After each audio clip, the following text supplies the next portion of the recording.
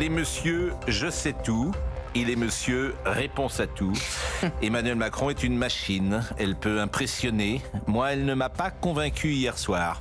Ainsi, lorsque le président donne son analyse des émeutes du mois de juin, c'est selon lui la responsabilité des réseaux sociaux, de l'oisiveté, de ces jeunes qui n'allaient plus à l'école, paraît-il, depuis le mois d'avril, ou des familles monoparentales. L'immigration n'est jamais citée comme cause. La haine de la France n'existe pas dans le monde merveilleux d'Emmanuel Macron. Il feint de comprendre la crise identitaire qui traverse le pays. Embrassons-nous Folleville, tout va bien. Le président ne m'a pas non plus convaincu sur la baisse de la natalité en France. Elle serait causée par l'infertilité. Mais cette infertilité ne frappe que les couples d'origine européenne. Pas un mot sur la dette. Taper sur le Rassemblement national, c'est son exercice favori. Je n'ai pas entendu le sursaut. Le grand rendez-vous annoncé. Il était hier soir en son fauteuil, tout empli de ses certitudes, manifestement content d'être là, pour expliquer au bon peuple que celui-ci ne comprend rien, n'a rien compris et que lui c'est tout. Il parle, on l'écoute, il adore ça. À 22h30, je suis allé me coucher. J'en avais assez entendu. On vous a vu. Bonjour Pascal. En train de parler, Georges Fenech, Eugénie Bastier devrait arriver, Éric Nolot, Dominique Jamais et exceptionnellement Gilles-William Goldnadel. Il est bien 9h du matin, non pas 20h. Journal de guerre, c'est l'Occident qu'on assassine. Ce que vous dites d'ailleurs est à la fois très puissant mais aussi très émouvant. Et je vous ai entendu avec Elliott Deval notamment et Julien Drey avoir un échange qui m'a beaucoup touché. On en parlera tout à l'heure. Bon, on va parler évidemment du président de la République. Moi, j'ai pas la grille de lecture, hein, donc je le dis à chaque fois. On m'annonce qu'il va se passer des choses et il se passe jamais rien. Donc, vous savez que j'ai appris hier que le grand rendez-vous avec la nation, ça avait commencé avec la démission d'Elisabeth Borne. Oui, donc en fait, c'est un feuilleton, démission d'Elisabeth Borne, nomination de Gabriel Attal, du reste du gouvernement, conférence de presse, les ministres délégués la semaine prochaine, le discours de politique générale de Gabriel Attal. Alors, je vous annonce d'ailleurs qu'avant 3 mois, il ne supportera plus Gabriel Attal. Pour une raison simple, il est meilleur que lui, Gabriel Attal. Il parle court, on comprend tout, il est très fort, et hier soir, c'est l'exact contraire de Gabriel Attal, si vous me permettez. Donc avant 3 mois, entre les deux, ça ira plus. Parce qu'il ne va pas le supporter, en fait. Surtout hier soir, il va dire quoi, Gabriel Attal, la semaine prochaine à l'Assemblée? Tout a été dit hier par le président. C'est noyé, c'est-à-dire que, bon, bref. Peu importe. Et puis alors, en revanche, il prend des slogans d'Éric Zemmour ou d'Éric Ciotti pour que la France reste la France. Oui. Et puis la phrase d'après, effectivement, il vous dit que sur les émeutes, il n'y a aucun lien avec l'immigration. Il vous dit qu'il espère que le Conseil constitutionnel va censurer les points les plus à droite de la loi immigration. Et il vous dit que les émeutes, c'est de la faute de Jean-Michel Blanquer et de la réforme du bac. Ça, c'était quand même. C'est une attitude. En fait, quand je dis, c'est pour ça que ce président est fascinant.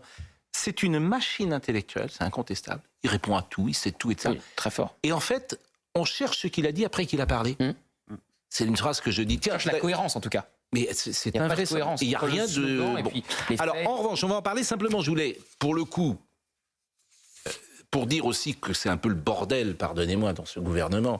Hier, on nous dit qu'il n'y a pas de deal dans la mairie de Paris. Première chose que fait ce matin Rachida Dati, c'est de présenter sa candidature. Donc, moi ces gens-là, je veux dire, il y a un moment, on en a marre, en fait. Emmanuel Macron, quand il a dit qu'il n'y avait pas de deal, il a dit que vous n'êtes pas obligé de me croire. Effectivement. Et ce matin, Rachida Dati, qu'on a plutôt trouvé une bonne nomination, depuis 48 heures, qui a vraiment surmandé. Là, elle trouve rien de mieux à dire que je me présente à la mairie de Paris. Donc ça veut vraiment dire que le ministère de la Culture, c'est un prétexte pour essayer d'avoir une alliance. Mais ces gens... Vous n'avez pas échappé. Non, mais voilà, on a la confirmation. Et moi, je l'aime bien en plus, Rachida Dati, quoi. J'aime bien sa personnalité, comme tout à chacun. Et ça, bon. Mais enfin, qu'est-ce qu'elle a besoin de dire ça ce matin? Écoutons, c'était sur RTL. Mon objectif, c'est Paris. Moi, j'ai une volonté, c'est de rassembler tous ceux qui veulent que ça change à Paris. Je suis déterminée, vous le savez. Donc, ça ne change rien. Vous serez candidate à la mairie de Paris? C'est dans 3 ans, bien sûr. Je l'ai toujours dit. Enfin, je suis élue parisienne, je l'ai été en 2020. Eh ben, on va recommencer. Et je l'ai été avec Renaissance, avec LR. Et je l'ai été dans les vents contraires. Avec les résultats qu'on connaît, oui, je fédérerai, je rassemblerai tous ceux qui veulent qu'à Paris, ça change. Bon, je module un peu parce que manifestement, elle avait toujours dit, ce qui est un peu différent. Elle dit, je l'ai toujours dit. Donc c'est là-dessus, je veux bien effectivement. Il n'y a plus de conditionnel. Nuancer, mais c'est pas le propos du matin quand même. Non. Enfin, je sais pas. Moi, Surtout qu'on vient d'arriver dans un ministère avec des réformes à mener. Et je ne sais pas ce que vous en pensez. Peut-être que c'est moi qui suis à côté. L'Élysée à Matignon doit être surpris ce matin quand même. Non, donc du coup, tout le monde va parler de ça toute la journée. Oui, c'est ça. C'est assez étrange. Donc c'est Madame Oudéa-Castéra qui explique que son fils Vincent est à l'école. C'est Madame Dati qui explique qu'elle est ministre. Madame Oudéa-Castéra qui a remis une pièce dans la machine encore ce matin en faisant une interview consacrée à ce sujet. Franchement, là pour le coup, je serais le président de la République, je me dirais. Vous êtes gentil, vous m'aidez pas beaucoup. Bah oui, c'est tout à fait sans précédent. Voilà quelqu'un qui, il me semble. Voilà quelqu'un qui est nommé ministre de la Culture il y a 8 jours. Elle parle de Paris. Quelqu'un d'autre qui est nommé au ministère de l'Éducation nationale il y a 8 jours aussi. Elle parle des études de son fils il y a 20 ans. Dominique Jamais qui parle. Dominique Jamais qui parle. Non, mais je vous en prie, Dominique. C'est parce qu'on est on est sur Europe 1, donc c'est pour ça que je cite les noms. Tout à l'heure, vous avez cité Molière. On cherche ce qu'il dit après qu'il a parlé. Et le vers suivant, c'est « Et je lui crois, ma foi, le timbre un peu fêlé ». Oui. Bon. Attention. Non mais écoutez, non mais Pascal, moi c'est toujours la même image qui me revient, c'est querelle d'ivrogne sur le Titanic. C'est-à-dire le bateau est en train de couler et on a affaire à des petites magouilles politiciennes médiocres et même le rendez-vous d'hier, ça devait être le grand rendez-vous avec la nation et on a entendu une sorte de remake du grand débat, c'est-à-dire que Emmanuel Macron pense que par le seul pouvoir du verbe, il peut réparer une crise. Il pouvait réparer la crise des Gilets jaunes, il veut réparer la crise de la loi sur l'immigration. Mais il est exceptionnel dans ce rôle. Hein. Oui, il est exceptionnel, seulement le problème, c'est qu'il est président de la République, il n'est pas candidat. Et on a à chaque fois l'impression d'avoir affaire à un discours de campagne.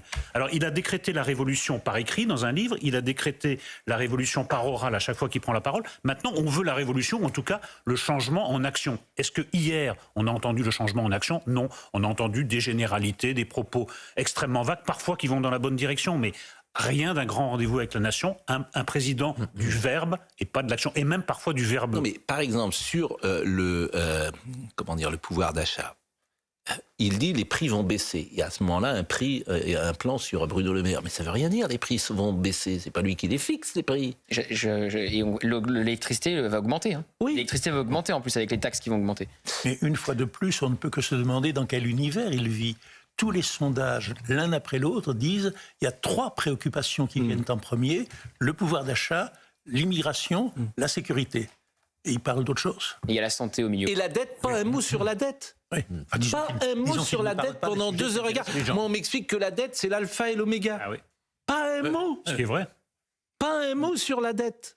Alors, il a parlé quand même de l'immigration clandestine, en disant qu'il fallait lutter contre l'immigration clandestine pour ne pas faire augmenter le Rassemblement national. Il ne parle jamais de l'immigration légale. Mais évidemment, bon, les émeutes, on va l'écouter sur les émeutes, parce que là, franchement... C'est de la faute de Jean-Michel Blanquer. Les élèves qui étaient qui n'étaient plus en classe depuis avril, ça, je l'avais jamais entendu. Mais en fait, c'est...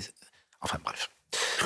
Non, mais c'est honteux, quoi. Il doit être content, Jean-Michel Blanquer, ce matin. Non, mais c'est d'apprendre qu'il est responsable des émeutes. C'est honteux de dire ça. Sérieusement. Parce que ça justifie, en plus. Parce que c'est pas vrai. Non, mais c'est pas vrai. Ça s'appelle, c'est invraisemblable. Alors évidemment, comme il est tout seul, que de temps en temps, tu poses une question, les journalistes sont des faire-valoir, tu peux pas lui poser une question, il parle. Vous pouvez pas lui dire, par exemple, qu'il avait promis 100% des OQTF et qu'on est... Donc c'est régalade, si j'ose dire. Écoutons le passage sur les émeutes et je donne la parole à Georges Fenech. D'abord, elles sont intervenues fin juin. C'était beaucoup de très jeunes qui étaient dans les rues. Et c'était des jeunes, c'est une erreur qu'on a commise, qui étaient souvent sans école depuis le mois d'avril.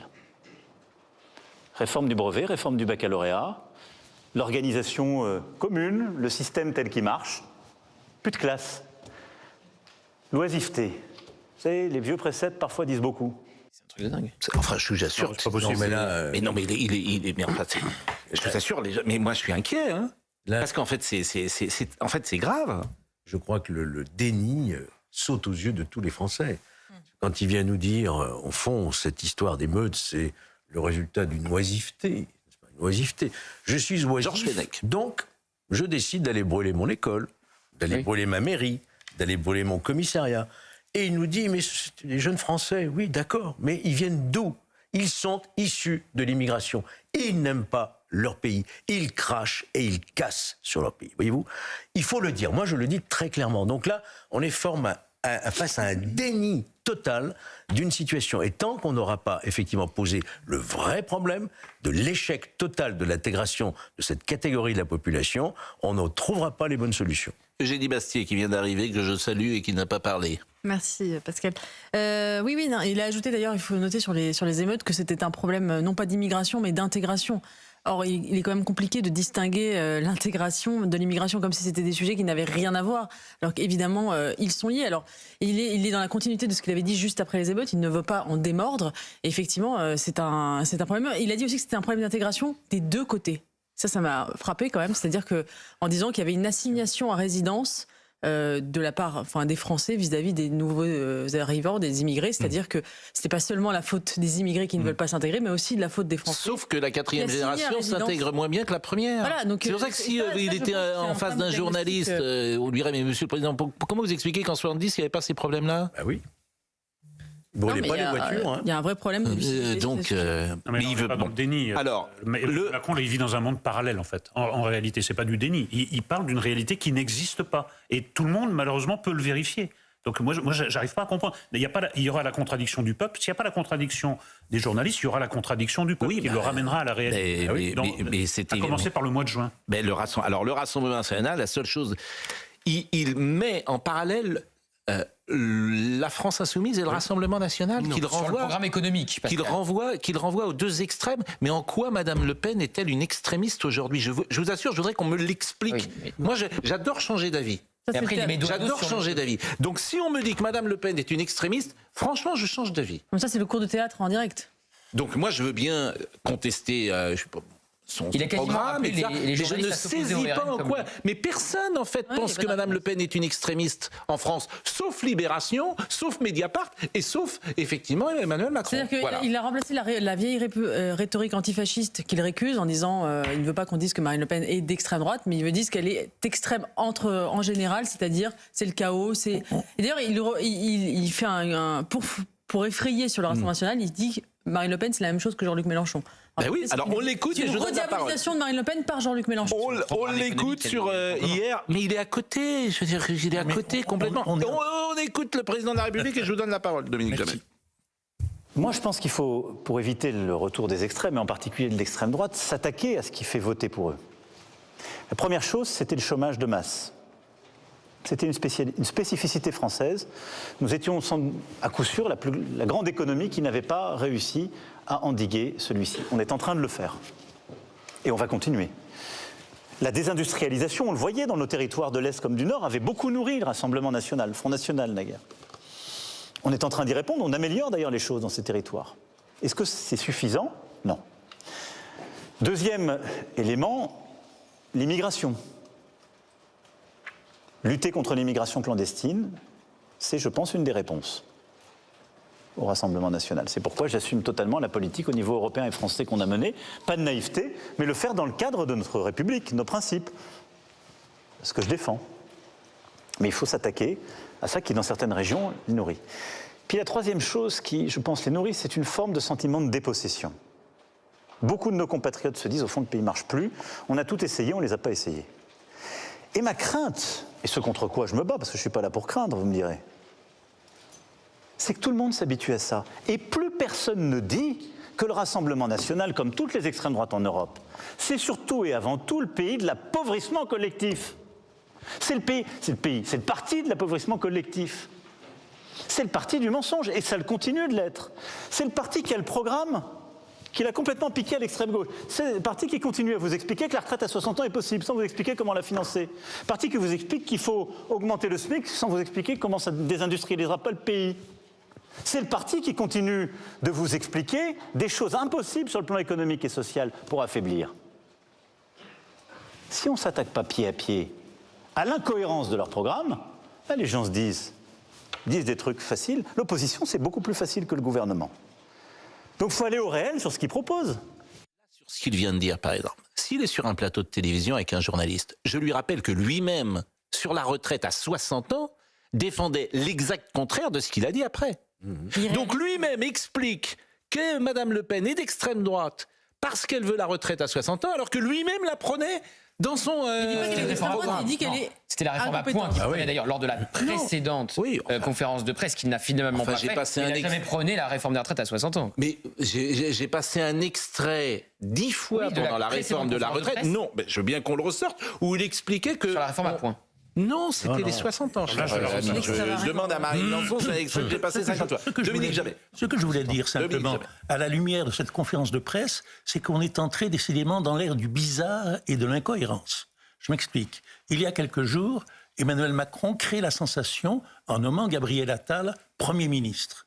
Que va faire Attal? Qui est Attal? Quel est son programme? Etc. À peine il l'a nommé, il se rend compte que Gabriel Attal est quelqu'un qui peut lui faire de l'ombre, et il l'étouffe, il le tue, il prend la parole avant lui, et le Premier ministre n'aura pas le droit de s'exprimer sur son programme avant le 30 janvier. C'est quand même bizarre. Ça, je- Moi, j'ai l'impression que la seule chose qui compte maintenant pour Emmanuel Macron, c'est pas tellement la France où elle va, c'est d'éviter que son successeur s'appelle Marine Le Pen. Donc, en fait, là, il y a un discours de campagne pour les européennes, déjà, c'est le premier stade, et il veut absolument ne pas être celui qui va, dans une passation de pouvoir, donner les clés à Marine Le Pen. J'ai l'impression que c'est tout pas, le en reste- c'est pas en l'attaquant comme ça, hein, si non, vous mais me ça, permettez. sur la méthode, c'est peut-être pas la bonne Je suis méthode, même pas mais sûr de ça. j'ai l'impression que c'est Je le suis seul même pas objectif. sûr, mais enfin, il y a Oui, j'ai- 40% Vous savez, ou ça arrive. 45%. Vous pensez que les gens qui votent pour Marine Le Pen, en leur disant qu'ils sont d'extrême droite, ça va les faire changer Je ne d'avis? crois pas, je pense que c'est son objectif, je pense pas que ça soit la bonne méthode. Et si ça arrive, il dira moi je l'ai battu 2 fois Marine Le Pen. D'ailleurs il l'a C'est ce rappelé, qu'il a dit il l'a hier. rappelé hier, et il pourra dire mon successeur potentiel Exactement. n'aura pas réussi ce que j'ai réussi. Exactement. À faire 2 fois. Bon. Et sur l'immigration, c'est quand même intéressant. Bon. Il dit qu'il faut lutter contre l'immigration clandestine.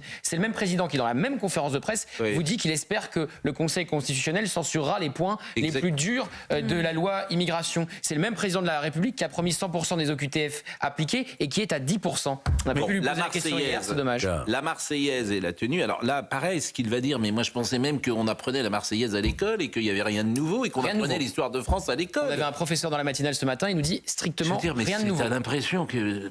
Alors, écoutons ce qu'il a dit sur ce sujet. Je suis totalement favorable à ce qu'on apprenne la Marseillaise aux primaires. Totalement. C'est même indispensable. Parce que c'est ce qui nous unit, c'est le fruit de notre histoire. À ce qui est donc l'heure sanctuarisée, si je puis dire, dès la 5e, d'instruction civique, avec un programme qui est redéfini et qui permet de bien mieux connaître à la fois l'histoire de notre nation, de notre République, de nos institutions et nos grands textes. Parce que c'est ce qui nous unit. C'est ce qui nous permet d'être ensemble en société, ce qui fait que, je l'avais dit, je m'en souviens très bien, à la fin du grand débat, c'est ce qui sépare, c'est ce qui différencie plutôt une nation d'une société. On vient de me l'enlever. Gilles-William Goldnadel, qui ne s'est pas encore exprimé pour nous donner le ton général de ce que vous avez entendu hier soir. D'abord, est-ce que vous êtes d'accord avec ce qui semble... Mais je vous avais indiqué dans notre émission vespérale que je ne comptais pas tout écouter parce que ça fait bien longtemps, sans vouloir être encore une fois désobligeant, que je n'accordais plus aucun crédit à la parole présidentielle. On voit la vanité de l'intelligence vaine. Donc oui, je souscris à tout ce qu'il vient de dire, sauf sur un point. On ne peut pas dire que M. Macron ait renvoyé dos à dos ce qu'il appelle l'extrême droite et ce que j'appelle l'extrême gauche. Ça n'est pas vrai. Il a réservé sur le fond toutes les flèches à Marine Le Pen. Il n'a rien dit sur le fond. Il aurait pu, par exemple, lorsqu'il parlait de l'hommage aux victimes du 7 octobre, un peu stigmatiser l'attitude de M. Mélenchon et de ses sbires. Il n'en a rien fait. Donc ça n'est pas vrai. Il n'a pas renvoyé dos à dos les extrêmes. Il a été plus dur sur ce qu'il appelle l'extrême droite. L'adversaire électoral. De toute façon, il n'y a que ça qui compte. J'ai le fameux extrait sur la réforme des retraites lors de la précédente conférence de presse. Il s'opposait à la réforme des retraites à 64 ans, mais il était évidemment pour garder la réforme des retraites à 62 ans. Bon, vous Je n'allez ne pas vais pas vous... entamer un débat avec vous, petit scarabée, là-dessus. Mais non, j'ai l'extrait, j'ai l'extrait sous les yeux. Est-ce qu'il faut reculer l'âge légal qui est aujourd'hui de 62 ans? Je ne crois pas. Non. Voilà. Il y a un Il a changé extrait d'avis, très évidemment. fort où il explique, était-ce pendant la campagne, si vous dites à Ça sert à rien quelqu'un... de reculer l'âge. Voilà, que déjà, il n'arrive pas à 60 ans, etc. Je l'ai passé 10 fois cet extrait. Mais bon, peu importe. Assurer l'ordre. Assurer l'ordre. Alors, effectivement, il y a des mots qu'on peut entendre, même si ces mots, on sait qu'ils ne seront pas forcément suivis des faits. Pour tout vous dire, j'ai trouvé que son introduction était intéressante, parce qu'effectivement, il y avait les mots que j'avais envie d'entendre dans l'introduction. Avec un slogan pour que la France reste la France. Oui, mais j'ai trouvé Et dès que la conférence de presse est partie, j'ai vu un autre Emmanuel Macron. Et peut-être suis-je le seul à avoir perçu ça, mais j'ai trouvé qu'il y avait une différence entre ce qu'il avait dit en introduction et ensuite. Sur l'ordre, écoutons ce qu'a dit le président de la République. Avoir une France plus forte, c'est aussi assurer l'ordre. L'ordre en contrôlant mieux nos frontières, grâce aux textes que nous avons pu voter en France, comme ceux que nous avons votés au niveau européen, et la poursuite aussi de ce que nous avons renforcé ces dernières années. L'ordre en luttant contre les incivilités, grâce à un doublement de la présence policière dans nos rues. L'ordre en luttant contre la drogue, qui ces dernières années se déploie pas simplement dans les grandes villes, mais dans des villes moyennes qui la connaissaient moins, parfois même dans des villages. Grâce à la multiplication des opérations place nette, frappant les narcotrafiquants. L'ordre, en luttant aussi contre l'islam radical, en appliquant méthodiquement la loi que nous avons votée il y a maintenant un peu plus de 2 ans, qui nous a permis de fermer des associations, des établissements qui ne respectaient pas les règles de la République, qui nous a permis aussi de mettre fin depuis le 1er janvier au système des imams détachés. Nous tiendrons cette ligne de fermeté républicaine. Bon, là, cette partie-là, moi, je n'ai rien à redire. Oui. Je l'ai trouvée vraiment excellente, même, disons-le. Pourquoi vous éprouvez cette sensation d'un double président? Parce que quand on est aux grandes intentions, il est convaincant. Dès qu'on entre dans l'application, ça devient flou. Regardez ce qu'il raconte sur l'ordre. Regardez ce qu'a été la loi sur l'immigration. Oui, sur l'émeute. Mais sur l'émeute, c'est-à-dire que ce qu'il dit sur les émeutes est en contradiction avec ce qu'il dit dans le propos liminaire. Parce qu'il veut parler à tout le monde en même temps. Mais c'est un président des intentions et pas des actes. C'est pas possible. On est au milieu du 2e quinquennat, ce n'est plus possible. Sur les écrans, alors là aussi c'est très étonnant. Tu as l'impression qu'il va faire la police des écrans dans les familles. Et c'est pas très concret surtout. C'est impossible en fait. Écoutons ce qu'il a dit sur les écrans. Je vois pas comment... Oui. Passer du temps devant un écran, ça a un impact sur le développement affectif, sensoriel, cognitif d'un enfant. Passer du temps devant un écran et accéder à l'information très jeune, sans avoir des repères, sans savoir comment hiérarchiser l'information, la classifier, avoir des bases, ça donne un rapport à la vérité, à la contre-vérité, qui est un vrai sujet pour nos démocraties. Ça revient d'ailleurs à ce que je disais sur le bon ordre, la manière d'apprendre l'histoire, l'instruction civique et autres. Et donc c'est un continent cognitif, affectif, de construction du savoir, qui est très important pour l'équilibre de nos enfants et de nos adolescents, et qui est très important aussi pour la solidité de nos démocraties. Parce que si on a des adolescents et des futurs citoyens dont le rapport à la vérité a été mal bâti, en tout cas construit, sur des réseaux sociaux où la différence entre la vérité et la contre-vérité n'était pas claire, bonjour la génération des complotistes. Oui, alors moi je voudrais dire une chose là-dessus parce que 100% des complotistes que je connais, moi personnellement, dans mon entourage, ils ont plus de 70 ans. C'est plutôt des personnes âgées qui... Non mais c'est vrai, je le dis, mais...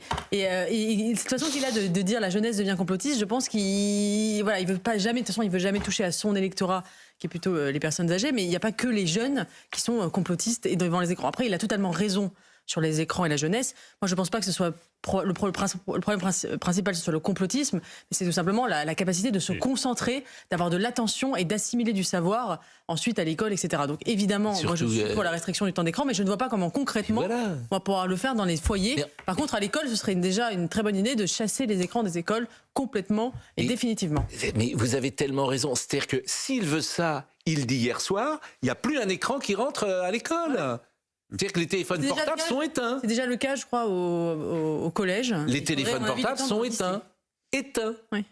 On les met dans des boîtes à l'entrée du... Mais là, tu vas pas faire la police des familles, tu vas pas rentrer chez eux pour surveiller. Alors, c'est un modèle à la chinoise, mais bon, je suis pas sûr qu'on ait envie. Bon, nous allons marquer une pause à 9h24. Nous allons saluer nos amis d'Europe 1 qui nous écoutent depuis 9h et notamment l'excellent Thomas Hill que je salue. Bonjour Thomas. Bonjour.